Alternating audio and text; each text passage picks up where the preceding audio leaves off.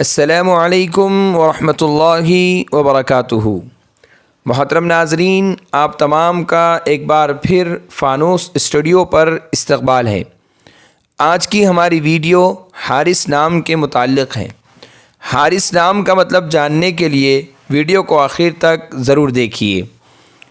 نام حارث، جنس لڑکا، زبان عربی، مطلب کھیتی کرنے والا، کمائی کرنے والا۔ حارث نام کی ابتدائی تاریخ عربی زبان سے نکلتی ہے۔